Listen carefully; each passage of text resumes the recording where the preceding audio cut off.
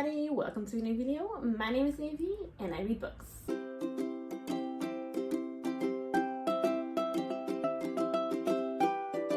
And today I got for you guys my September wrap up. In case you're wondering, hey, you're back in a different spot, it's completely true, I am. This is going to be my filming setup. I'm only just looking at where I'm going to put my camera exactly, or where I'm going to put myself exactly. The lighting could change throughout the video, or perhaps even like in the next couple of videos while I'm looking for the right setting. Let's get on to the books I've read. I participated in the Bookoplathon and into the magical readathon. Bookoplathon I kind of failed. I did not finish all the books. I think I haven't finished 2 books, or didn't even start 2 different books. So that kind of got failing. Magical readathon, I managed to read 2 of the books. For it, one was actually one of my community shelf prompts. The other one I just picked because it fit a prompt. Let's go on to the first book that I have finished in September, and that was De Vlucht by Noortje Brink, which is, if I'm correctly, the 3rd part in this Golfslag series, which is a Dutch thriller series that's divided in 6 small chapters. And I have, every time I like mention this on a video or I read these books, I'm like, why don't I finish the entire book? Because it's like a book divided in 6 chapters of like 50 pages. So I could definitely finish that really quickly, but I end up, for some certain reason, I end up not doing that. I gave this 3.6 out of 5 stars. Like I said, it's 50 pages of an entire book. It had a really exciting and thrilling ending, so I did actually want to continue on, but I knew I had like a lot of books that I still needed to read for the magical readathon and for the Bookoplathon, so I didn't. The next book I have read, a pretty hardcover, and that is Hunting Prince Dracula by Carrie Menescalco, which is the 2nd part in the Stalking Jack the Ripper series. This part takes place obviously in Dracula in Transylvania, with like tales of Vlad the Impaler. In case you don't know, Stalking Jack the Ripper is the 1st part in the series. It's actually about Audrey Rose, who's living in 1888, I think it's correctly. And there are gruesome murders happening, and she's actually determined to find out who is the killer.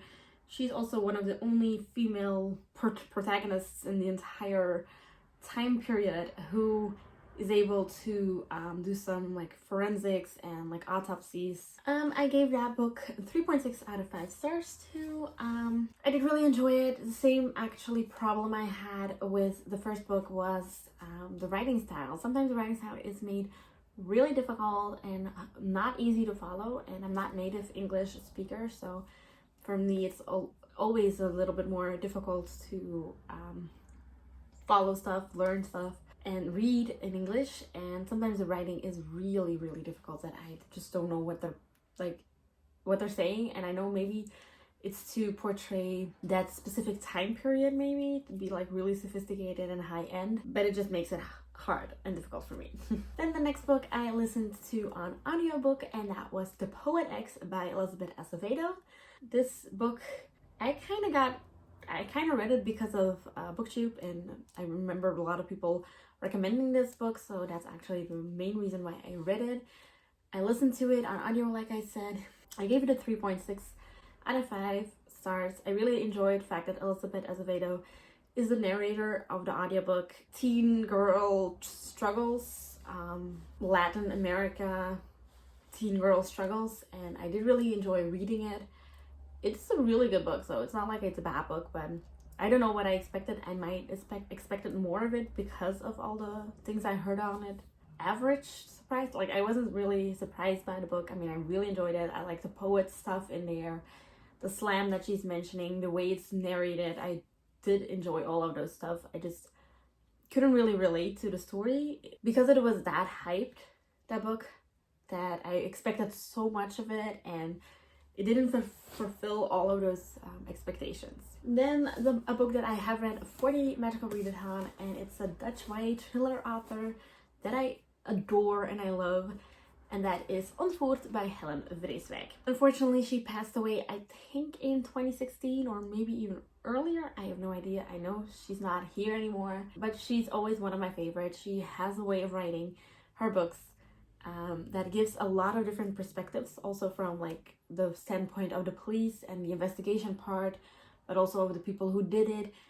And that's what I really like, because she was a police officer, so she does know a lot of those intel stuff, and that makes it more realistic, the story, and that's what I really liked about it. This is actually about a girl who gets kidnapped, and the kidnapper wants money for like a certain amounts of money, so that's why he actually picks to kidnap or like abduct a certain person.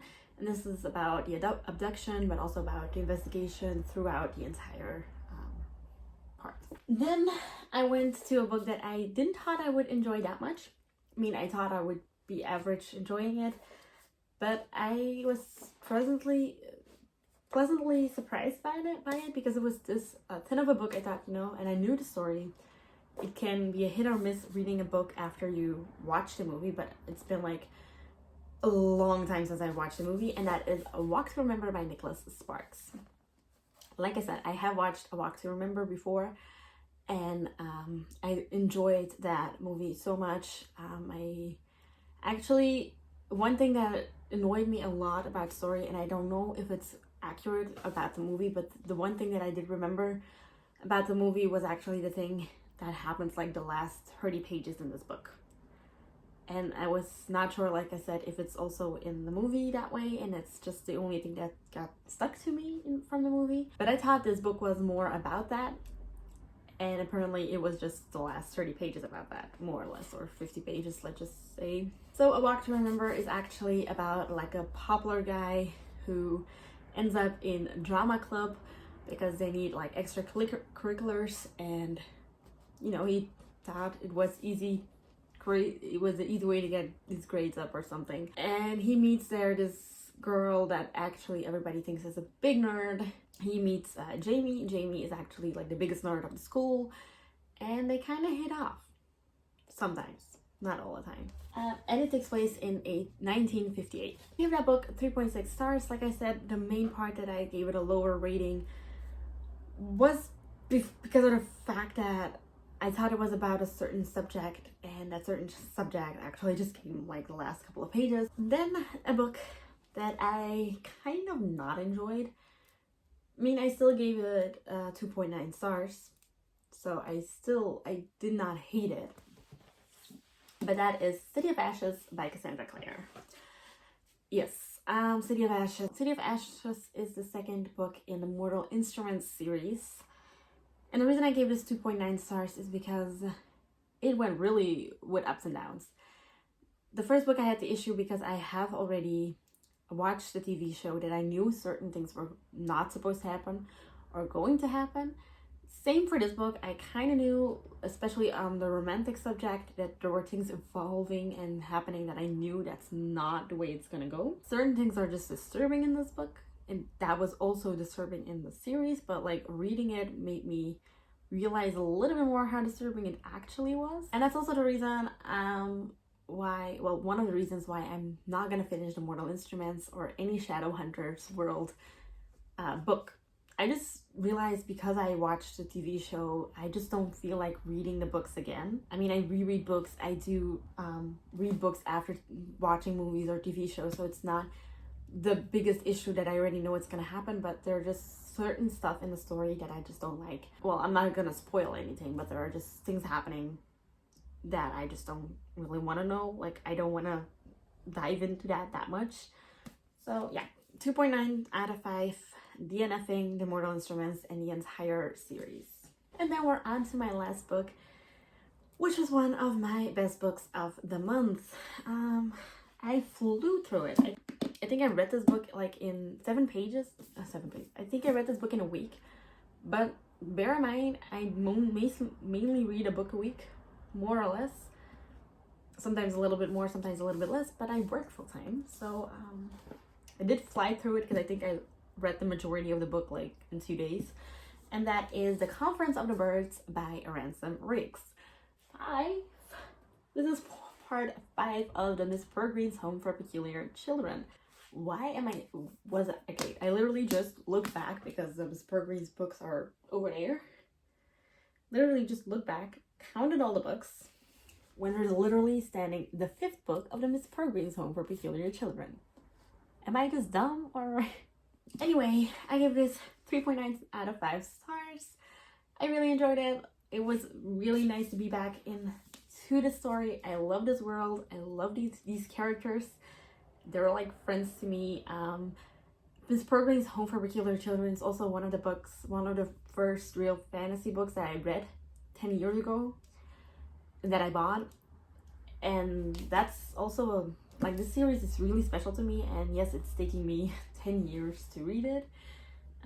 Miss Peregrine's Home for Peculiar Children is about Jacob, and he actually finds out after his grandfather dies, they go to England, and he finds out that he has a certain gift where he can see certain people and certain things that normal people don't really actually see.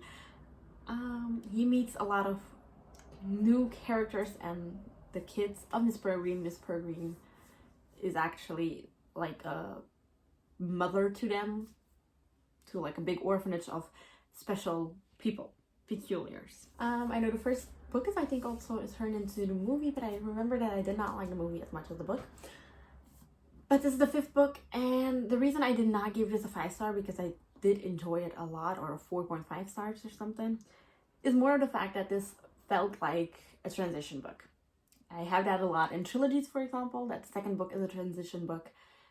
I did feel that like this was a transition book. It was like working through to a certain point, and I feel like that point is probably going to come in the next book, which is going to be like a explosion of plot twists, probably. I hope. I mean, that's the anticipation is growing to that. So that's the only like the big downside I thought, because this is not a small book. I think it's a 400-page book almost, and it felt like a lot of words to not a lot of things happening. I mean, there are some plot points happening and really enjoying those plot points, but I feel like they're just working towards a bigger goal, and I am really curious about the last book or the next book but it's not translated yet, and I have the translated version, so that's why I haven't bought that one yet. So these were all the books I have read in September. Let me know in the comments down below what book you have read, and what book was your favorite book of this month. I'm really curious about that. If you like this video, definitely give it a thumbs up. Hit the subscribe button down below if you want to see more of me, and I will talk to you soon. Bye!